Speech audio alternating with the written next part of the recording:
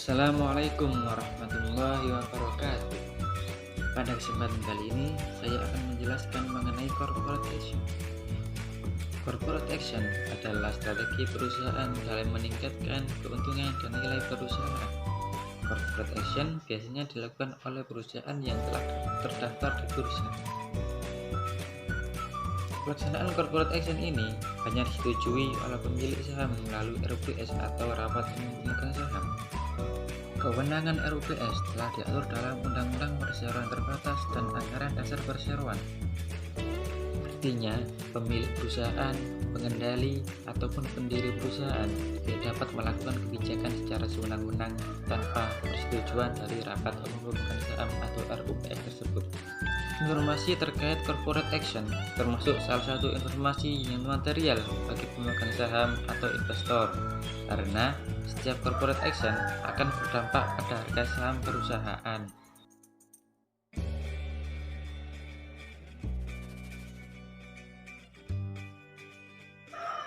Jenis-jenis corporate action yang pertama adalah right issue, yakni hak pemegang saham suatu perusahaan untuk mendapatkan penawaran terlebih dahulu apabila perusahaan tersebut mengeluarkan saham baru.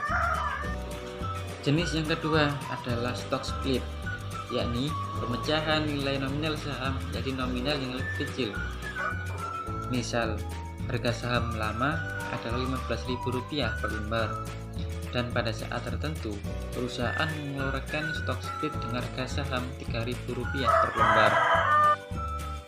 Apakah stock split merugikan pemegang saham lama karena harga saham mengalami penurunan?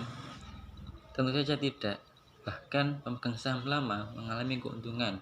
Misal gini, perusahaan A mengeluarkan stock split 1:5, maka saham yang dimiliki investor lama per 1 lembar sama dengan 5 lembar harga saham saat ini, sehingga akan lebih menguntungkan pemegang saham lama.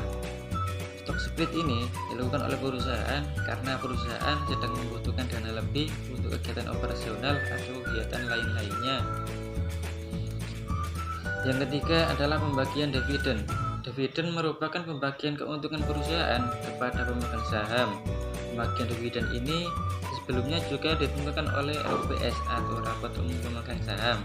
Apakah dividen dibagikan kepada pemegang saham atau disimpan oleh perusahaan sebagai laba ditahan tergantung kondisi keuangan perusahaan tersebut.